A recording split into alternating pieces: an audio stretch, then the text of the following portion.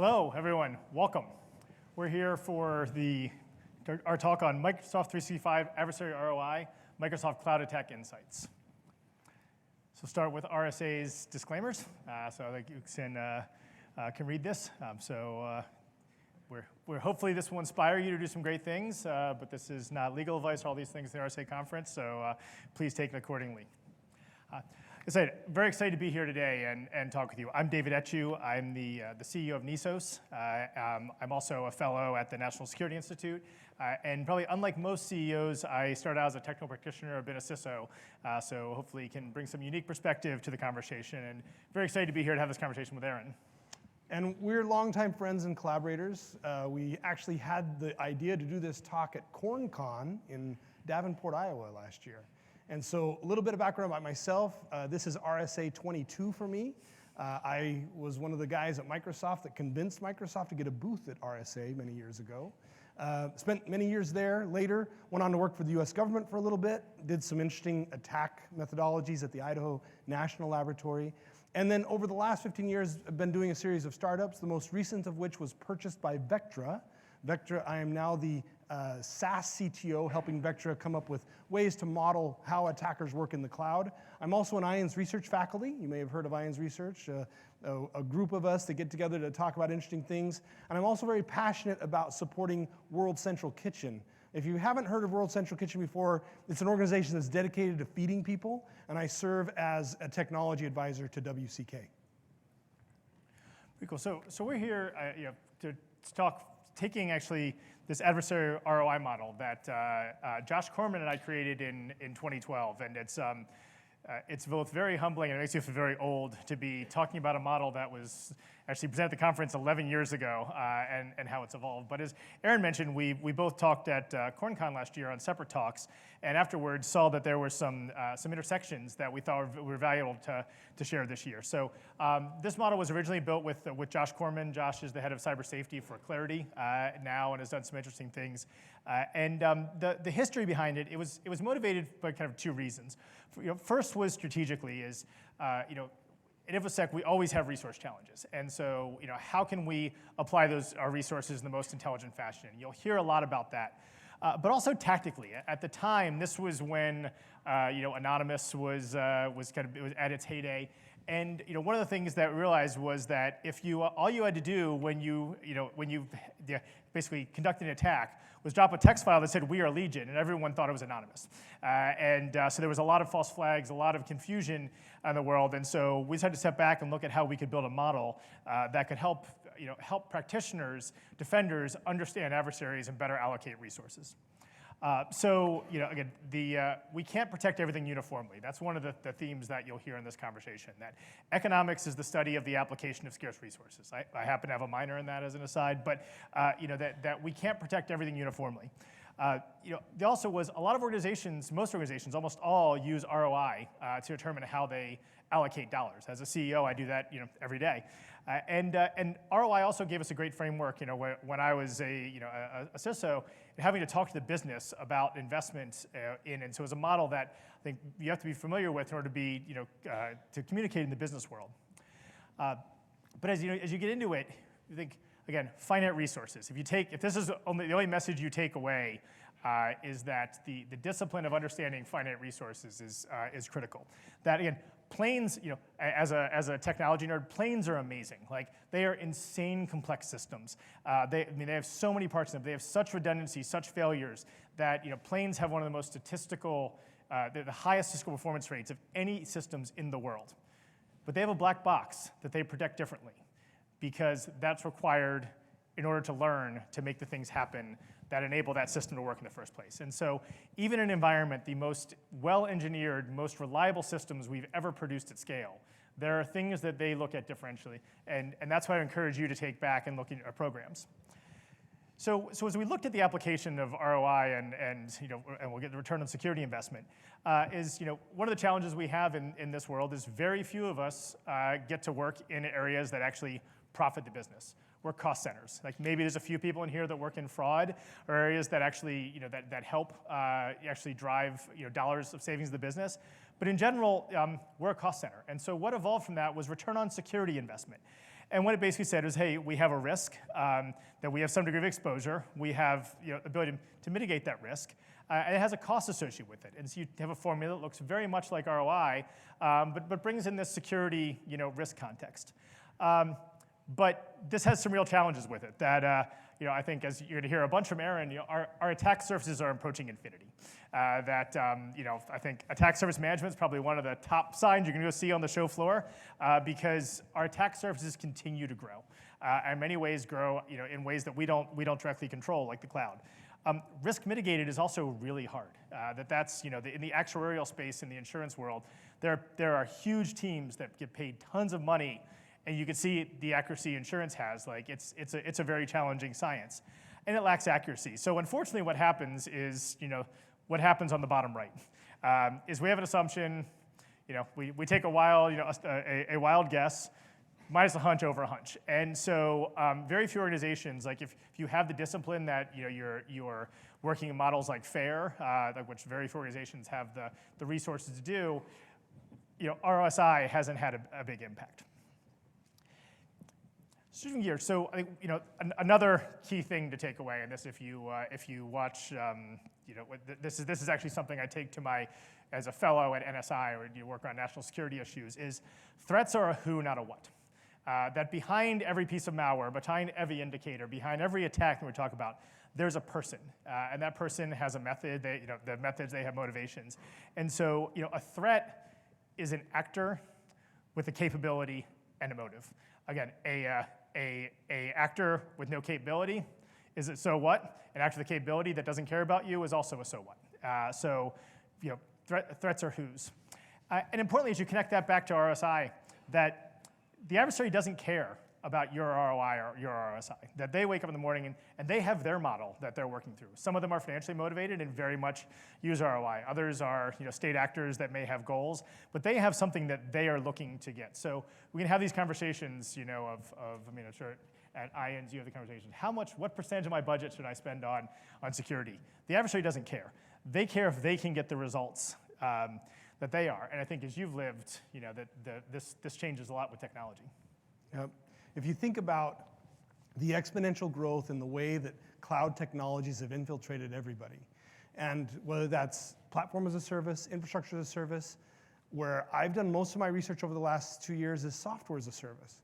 A lot of times people went in, especially procurement groups, they went about and saying, I'm going to acquire this piece of software that's provided to me, and they just sort of blindly trusted that it was okay.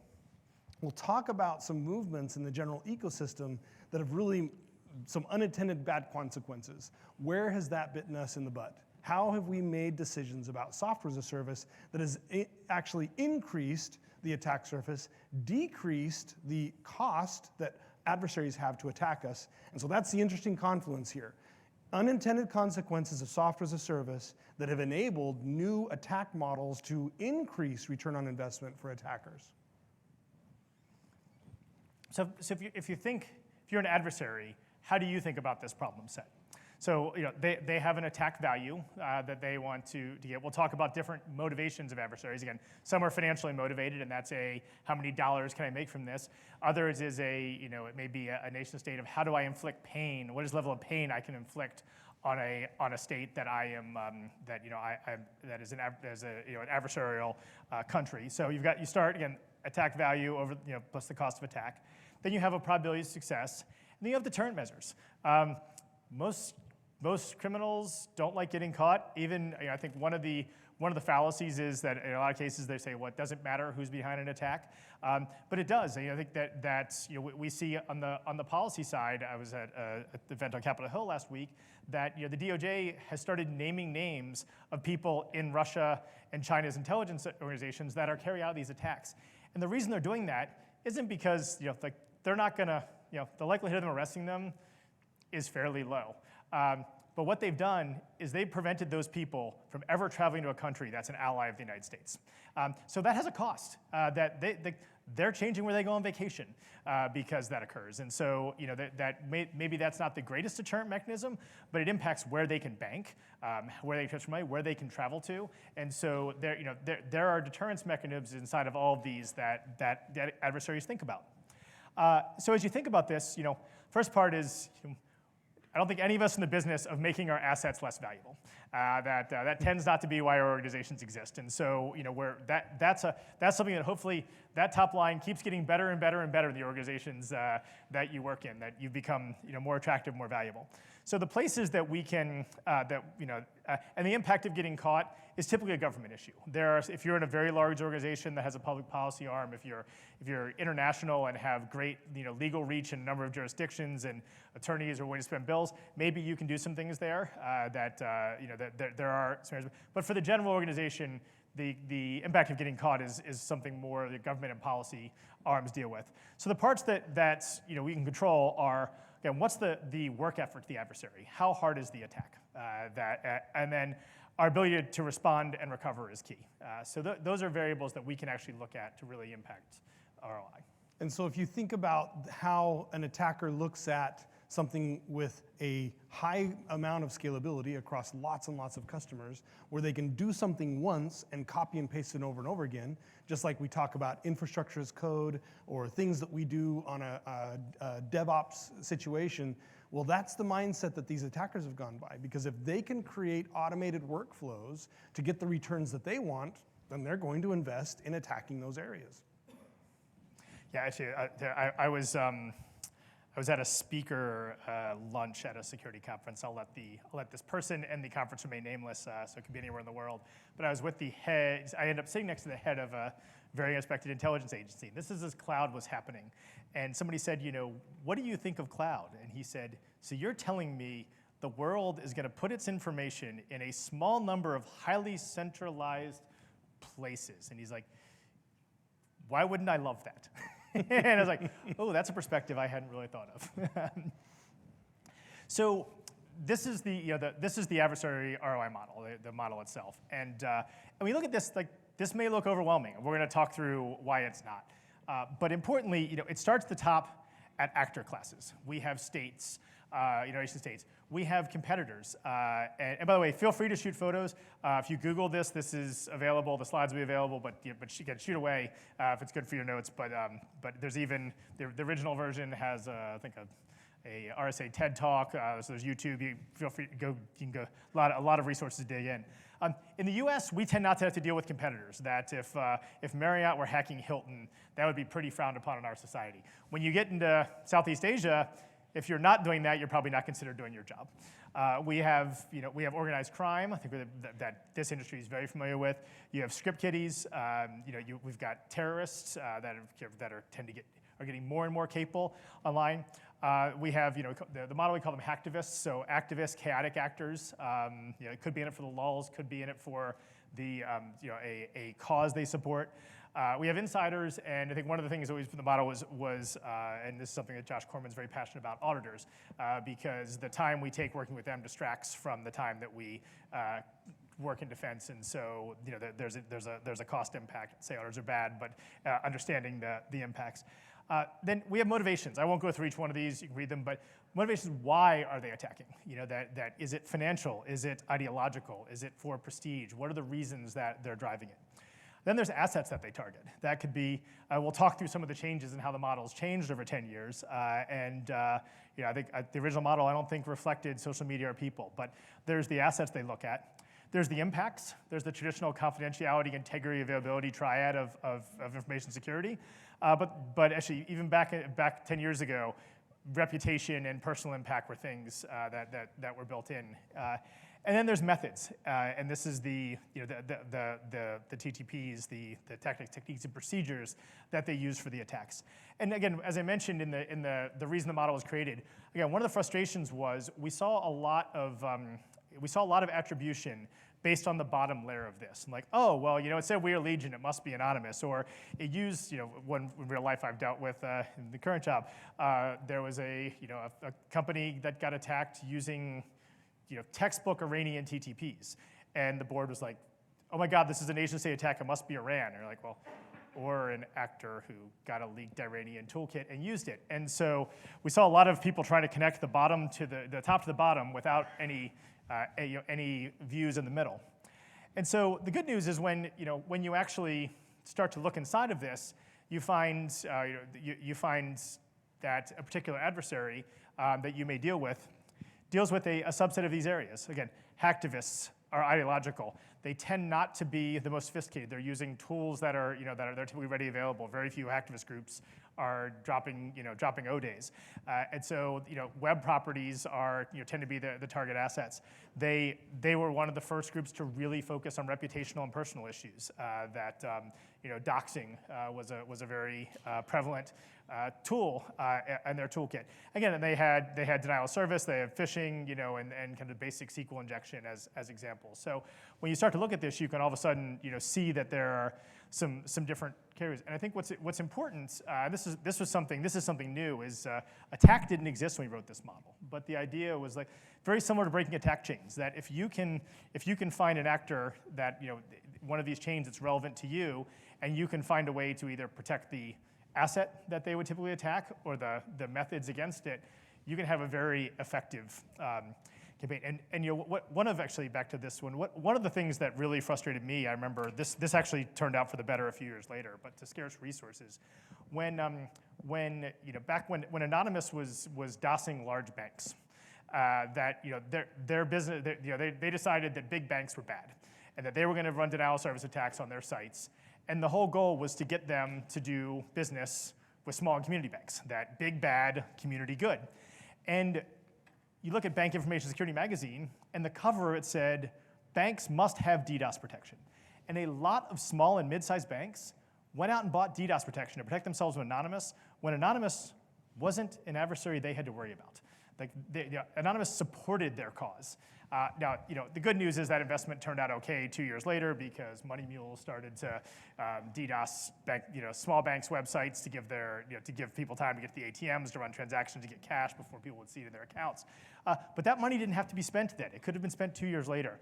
And that's, when you talk about you're a small bank, you have 3 people on your cybersecurity team, you have $100,000 in budget. That distraction of budget really impacts your ability to drive success.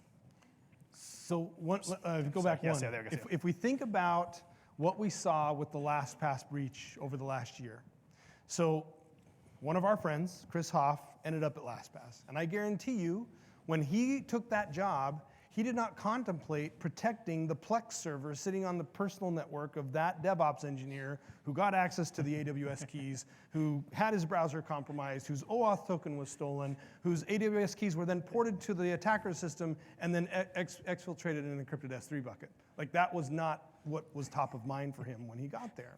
So the point in that is that, number one, we need to do a better job as cybersecurity practitioners to be flexible and proactive in the way that we create threat models to deal with these threat actors. So obviously, this particular threat actor, who was going after the LastPass vault, was very, very patient. They decided to wait 8 months before they decided to trigger that Plex vulnerability to go onto that person's system. So you have to think about, in this categorization of the ROI model, this was someone who was very, very patient. Who's patient in an adversary model? Generally someone who has a lot of money, who's not compensated by the fact they need to get something done today, therefore maybe nation-state actor-oriented, right? They're the ones who are the most patient.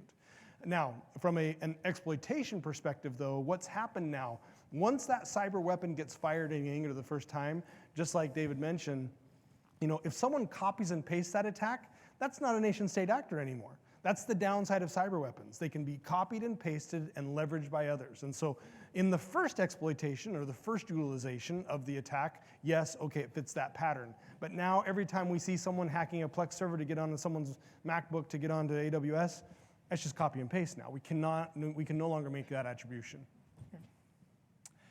So as you go through the model, and if you go back and look at some of the resources we published originally, is what's changed? And I think this is one of the fun things of having actually worked to build a model was the model had the right motivations from ransomware, but we look at each one of these as as kind of sort of baseball cards. That the original presentation actually had a number of different adversaries broken out and their model laid out from a kind of a baseball card perspective. And ransomware wasn't something that was prevalent back then, and so we'll talk through some of how that's changed. The cyber-physical convergence is also new. Again, the model covered a lot of this. You'll see we added a couple little things to it.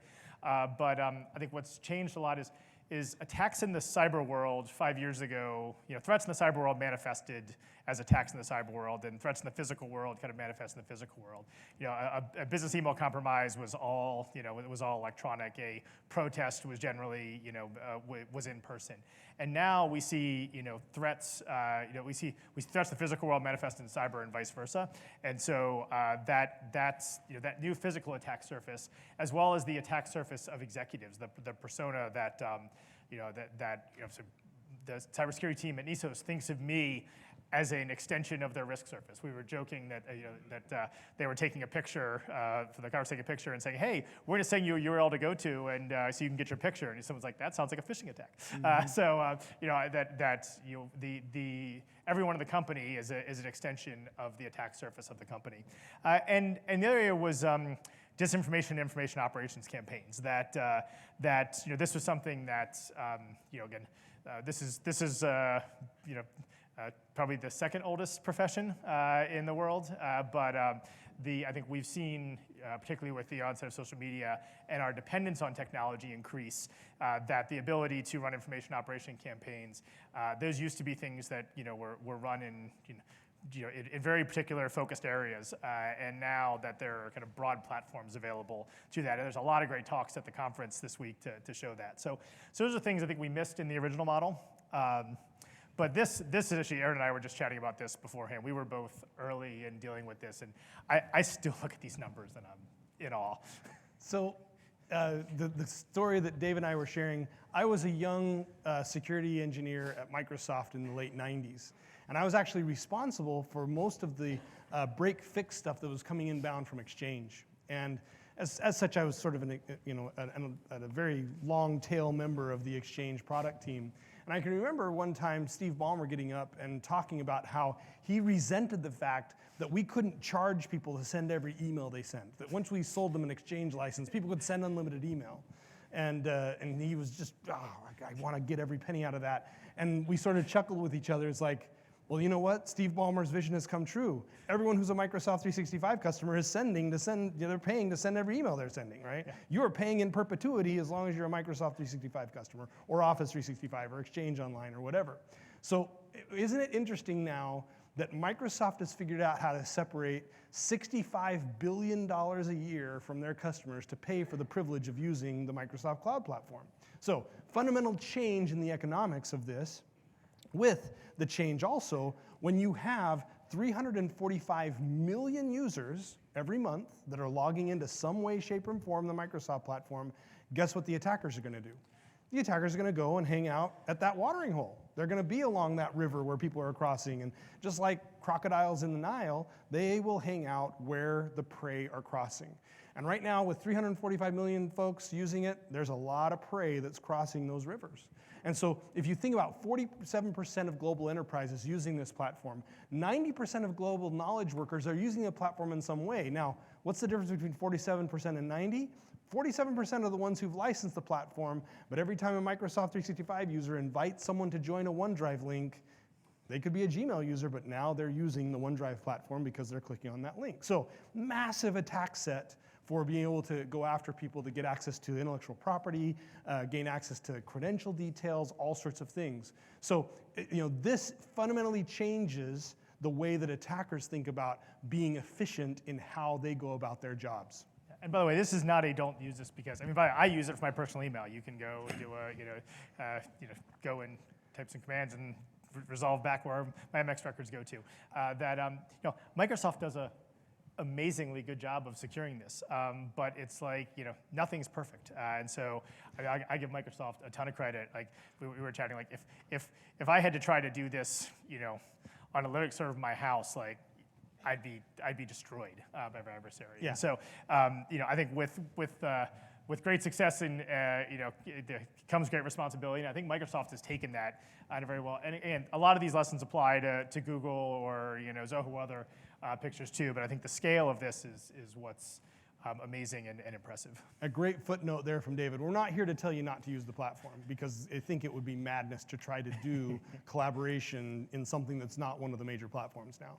That's not what your business should be doing. If you leave this conference and go home to your CIO and say, I went to a talk where we should stop using Microsoft Cloud Services, yeah, that's not a good idea. It's hot tip, not a good career move there, okay?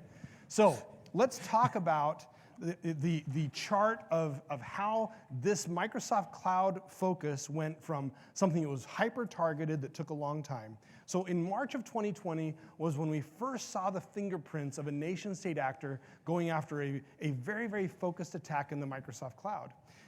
Now, for one point in time in my career, I was lucky enough to be attached to a group that was doing exploit development for the government, right? So I could essentially get insight into it. And I've also worked for large software companies, so I know how technology works. If someone were to ask me what my estimate for how much this first actor spent to develop the Microsoft 365 payload, it was probably a $30 to $40 million software project for the organization to develop the capabilities that they used in March of 2020 against that first victim, which was the US Treasury. Started in US Treasury, then started to leak to other cabinet level organizations. So $30 to $40 million invested there. Guess what happened after first deployment? It went from dozens of affected organizations to, as Microsoft has disclosed themselves, hundreds of thousands of organizations, because why not copy and paste and use those elaborate and sophisticated tools against the targets of their choice? And so we know that other organizations, whether you want to call them APT29, other folks, they have been very focused on making sure that they have best-in-class capabilities to go after this Microsoft Cloud organizations using Microsoft Cloud components. So, talking through some of the things that we've seen kind of in the modern world with the model, and again, if you're interested, you can go back and see from 10 years ago the baseball cards of a number of different adversary classes. As this model's evolved, we've published them. But the ones chose here are some new ones we've seen. So, in the jobs I've had, I've got to see some pretty horrible things on the internet, so it's not often that I'm surprised. And this example is actually one that caught me by surprise. And again, adding people as more of a as a asset in the model, and adding physical to the model is so there was Wall Street bets problem set. Apes buy a stock, and the stock doesn't perform, and so sort of as you would expect an activist group do, they dox the CEO. So none of that's particularly novel. I think, unfortunately, that's something we're used to at this point in 2023. But what followed was the person who did the doxing, this is a Reddit post, said, hey, here is John Doe's information. His birthday is in 2 weeks. Let's throw a party in his front yard and burn his house down. And so now you're like, oh, that got real fast. And the person who did that might have been a 17-year-old kid in the UK who wasn't going to show up at the CEO's house. But even if he or she didn't have, again, the threats are an actor with a capability and a motive, even if he or she didn't have the capability to connect the motive, they could incite someone else that did. And I think that's one of the challenges we have as defenders is in the hyper-connected world we're in now, that 10 years ago, if you're like, oh yeah, we should go mess with this company, the 4 people around you would hear it. Now that that other disaffected people, that activists have a much larger reach and are much more concerning than they were, that even though their methods themselves are fairly rudimentary, the ability to incite others is something that's really impactful and something that we're seeing more and is a real challenge for defenders, and particularly for the folks that have the challenge of both the cyber-physical conversion. So if you're a security team that owns both, or you have a lot of work with your protect intelligence teams, this has become a real new problem set in the online world. That's, again, someone at a gaming company that someone doesn't feel like they got treated fairly in a game. They're like, I got effed in this game, and I'm going to kill the CEO, take down the network, blow up the headquarters, and so again may not have the capability themselves, but may incite others. Ransomware is a fascinating one, and I think that it pains me because I think probably 80% of the talks at RSA probably mentioning ransomware. But I think it was interesting looking back at the model, and pretty much everything in here was highlighted, but this wasn't, that was available and kind of highlighted the model from a financially motivated actor. But what we didn't contemplate when we originally thought of it was the number of boxes that would be sitting at the actor class level. And this one that gives challenges is North Korea uses ransomware to get to fund operations that they can't get, where their economy is restricted because of international sanctions. And so that, whether you call it a state actor or a terrorist actor, there's ransomware being deployed to fund terrorist activities. And then you have Black Hat, an organized crime group that is in this for money. And so you can have two. This is one of the few cases where we've seen two different actors with very similar motivations to the rest of the model. And I think that was eye-opening for us. So how many people in the room aspire to be a system administrator and assure that software gets deployed on all of your systems? Like, is that anyone's dream job? Okay, just wanted to make sure. Okay. I love doing no one who really knows how software works wants to be the guy or girl in charge of making sure software gets deployed, because it's not fun. Now think of yourselves as a ransomware operator. What do you have to do to get ransomware? You've got to get a dropper deployed. You got to get keys deployed. You got to get files encrypted. You have to get successful exfiltration of that and good telemetry. That sounds like not a fun job. That sounds actually like a really bad sysadmin job. Like if someone were to write that job description, who's going to apply for that job? Well, so guess what? Well, it pays better. Oh, yeah, okay. I guess it's really good from a tax perspective, but really limiting from a travel perspective, Yes. right? So depends on where you want to go on vacation. So let's think about deploying ransomware in a way where I don't have to worry about ransomware droppers and exfiltrating keys and making sure it happens. So the first thing I'm going to do is I'm going to go and find a OneDrive customer. So I'm going to find a vulnerable OneDrive that has some default settings in it. The next thing I'm going to do is I'm going to get an OAuth token from someone who has privileges inside of that OneDrive tenant. That could be a group administrator inside of OneDrive. It could be the OneDrive global administrator, anyone who has privileges there. So I'm going to have to do some phishing, and I'm going to have to try and see what kind of OAuth credentials I get. Next, once I do get those credentials, the first thing I'm going to do is I'm going to go into OneDrive, and there's a system setting that you can go inside of the OneDrive tenant where you can revert all versions of files to one version of saving, which means instead of, I think it's 99 is the default, so instead of 99 versions of your Word documents that are saved in OneDrive, I've now reverted them to one. The next thing I'm going to do is I'm going to go and encrypt the files twice, just to make sure that there's no other legacy components out there. And I can do all of this through the Graph API. So at this point, I haven't had to install anything on the endpoint. I haven't had to go through any key exfiltration or anything like that. I've done all this through the Graph API at this point. I then send my demand, and then I get paid.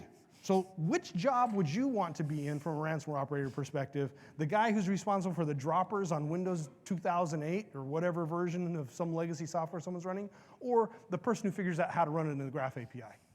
You're going to do it through the Graph API because it is much more effective at getting what you want.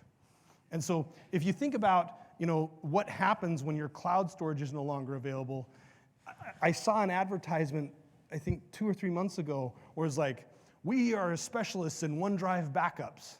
Okay, well now, who's going to be the backup of the backup of the backup? Like, how far into the meta space, the metasphere, are we going to go to do backups of backups of backups to solve this problem? Yeah, I mean, I remember that this is one of the fun things again. Having been a practitioner and now a CEO, was like a team came to me, was like, we need to buy a backup solution for G Suite. It's like, I thought the whole value proposition of G Suite was I didn't need that, a backup. And they're like, oh, yeah, crap. Like now, now we do. And I think getting to adversary ROI, adversaries are efficient. Like this is, their job is to find the least amount of work required to accomplish the goal. And I think we've probably got to speed up. I think we've got, where are we at time-wise? Yep. So, I should go you. So, I think we're seeing a diversity of attack vectors. You want to chat through this? Yep. So let's take a look at the Dark Halo situation. So Dark Halo was that March 2020 event, right? So the Russians heavily invested in that. That was their first actor. Now, unfortunately, copied and pasted. Nobelium was their attempt to diversify that dark halo capability. And then what's interesting was they were the ones who used SolarWinds not to penetrate an internal environment, but they used SolarWinds to flex into the cloud because they knew that the victims they were after had very poor detection response in their cloud, while they had very good detection response in their on-prem. So isn't it interesting that one of the greatest on-prem software supply chain moments, the pinnacle of its utilization wasn't to persist on-prem, it was to rapidly pivot into the cloud.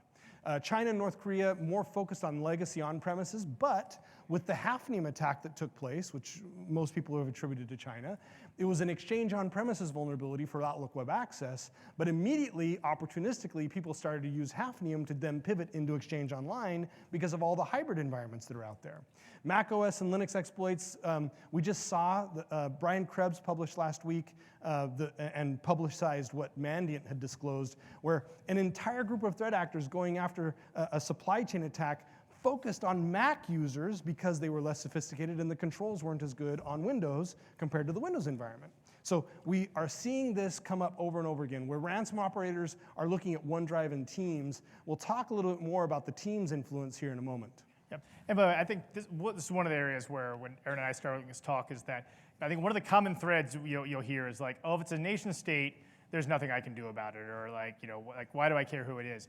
And it's really interesting is that, there are different, depending on what business line you're in, you may have interest in China. China, a very intellectual property focused actor, it's saying the data supports that their talent set lives much deeper in the customer prem world than the cloud world. Again, they're changing and innovating as you expect, whereas Russia made that shift a lot earlier. And so in your organization, if you're more likely to deal with one of those than the other, like, it changes how you think about how you defend yourself. I'll quickly cover disinformation because I think that again, this was a tactic that wasn't prevalent back then. But again, people, reputation, and that information operations or disinformation. I think this is mostly prevalent, in folks that deal with things related to governments, elections, health is obviously vaccines, medicines. That there are certain places. I think in probably in 5 to 10 years, one of the things I always say is like and if anyone's from Burger King here, I apologize for the analogy, but it's like when the brand manager of Burger King cares about disinformation, it will be a different state than we're in today. Today, it tends to be dealing with large national political issues. But if you're seeing those, that the technical evolution of these, that this is not people sitting typing on keyboards, that the technical infrastructure and bots behind this to drive their methods is well documented and prevalent. And as that applies, we saw a massive disinformation campaign spawned in Exchange Online that got so bad that DHS had to release this alert in February of last year, where they said, you know what, Exchange Online for these cleared military contractors, the reason why they published this was because Exchange Online became so untrustworthy, it impacted flight operations as people were trying to fly stuff into military zones. And so it's not just disinformation about who to vote for or who's going on there, but to reduce the trust in an organization to potentially impact real-world military operations. And so what we've done over the last year, my organization at Vectra, we've had access to information on 150 different organizations that are using Microsoft 365, and they've given us the opportunity to look at the Graph API on their back end. And so we've been monitoring what's going on there. So of those 120 organizations, 56% of them had a high-risk protocol abuse from an Exchange Online situation. That means that someone either turned on IMAP and POP without their knowledge, when IMAP and POP is an MFA bypass tool because the legacy protocols don't require MFA, so it becomes an MFA-less opportunity to get access. 55% suffered suspicious mail forwarding, where someone had gotten access to an email token, used that to forward it on. Now, the arrows here represent rapidly rising attacks that we're seeing in the environment. So for example, external team social engineering. What happens when someone takes an OAuth token from a vulnerable Teams endpoint, replays that on their system, and let's say they're part of the procurement organization, and let's say they do a business email compromise against a target, and they submit a false invoice with improper payment information at the bottom, and they then use that Teams identity to go, hey, did you pay that invoice? It becomes a great 1-2 punch. If you look like they're the CFO and you're messaging some low-level person and they just got an invoice from a partner that needs to get paid immediately, they pay the invoice, right? So this becomes a really effective way to move. Also, we've seen significant usage of tools like e-discovery inside of the Microsoft platform to serve as the exfiltration mechanism. What better way to get the data you want than to run an e-discovery request, package it up, and then get it out? Same thing holds true with Power Automate. Power Automate is probably one of the most terrifying things in the Microsoft Cloud today. It is designed to work for everyone as a low-code, no-code environment. And guess what? How many organizations are doing good monitoring of that? Not many. So if you think about where do attackers go, they're like cockroaches. They go where there's no light shining. And right now, the number of organizations doing Power Automate monitoring is so low, that's a great set of dark places for them to hang out. So yeah, as we come to the end here, that how do you take this home? How do you make this impactful in your day-to-day job? That hopefully this has been entertaining, but we also want it to be useful. That when you come back from the conference, what are the things that can actually impact your stance as a defender? So the first thing I say is determine your likely adversaries. Like one of the beauties is very few organizations have that entire attack, that entire model in play. That there's probably a few large banks, there's a few large conglomerates that do, but in general, you deal with a subset of that. I also think this is a really important point, is that it's a great way to involve non-security people. That when you get into, IMAP, POP, 2FA, like people in this room don't necessarily understand that, but when you talk about who are adversaries, who are competitors, who are you concerned about? Actually, one of the greatest things I saw a CISO do was they sat down with when they took a new job, and I learned this from them. They sat down and they went into every head of business, and they said, what do you do that's important here? Like, what do I need to help you protect? Executives are proud. Well, like, oh, I run payroll, and if payroll stops, like, we're screwed. And you're like, hooked, And so this is a great way to involve people outside of security in the organization as, what threats are we likely to see? Again, obtain and share adversary-centric intel. This could be inside your organization. It could be cross functions. That we got some great feedback. We rolled the model out how a bank could use this to reduce fraud. It's a great way to communicate. Just much like attack has been in our cybersecurity operations. This is a great way to look across cybersecurity and what the business is on. So that could be internal sharing, or it could be, again, if you're not leveraging your ISACs or ISALs or other areas where you can get adversary-centric data to feed the model, please do. This also works great for tabletops. Most tabletops are like, I'm going to get a couple technical people, we're going to break something, we're going to find some vulnerabilities, we're going to move laterally, and then we're going to go scare a bunch of executives. Again, that works. But when you bring this into a model of like, hey, here is how how we do a lot of business in Southeast Asia. Here's how competitors operate. Or here we're concerned about Russia. We just talked about how they're much more sophisticated in the cloud. When you bring that into your tabletop exercises, it drives a really different conversation. And then be ready to pivot. Yep. Now, to help you pivot, the organization that I work for, Vectra, has made a huge investment that we're announcing here at RSA. And it's called the Microsoft Azure Active Directory Attack Framework. And it is essentially the same tool set that APT29 developed, the Russians, so that your red teams can act like a real set of Russian attackers. So one of the problems that I've had in communicating the level of angst that we should have about these cloud attacks is that we had very few tools to simulate as red teamers to come against our own tenants. And so the MAD Attack Framework is an open source tool set, completely free, available for everyone to use. If your red team is not using the MAD Attack Framework to go after your own tenant, you are being negligent in the use of your Microsoft tools. And this should be something that becomes part of every red team's tool set now.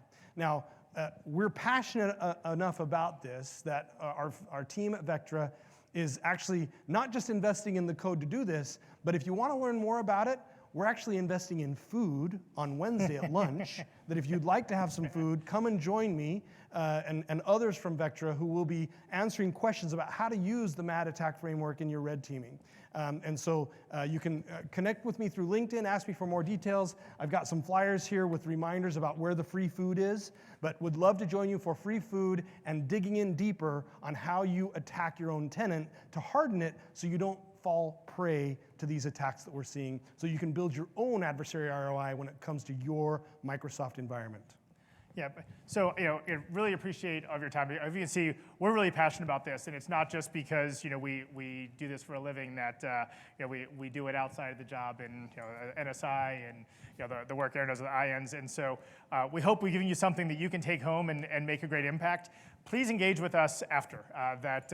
We would love to chat more. You can always find us on LinkedIn. Would love to engage more, challenge us, make the model better. It's been great to see its evolution over these years. And so thank you very much for your time. Yep, and please fill out your surveys. Thank you very much.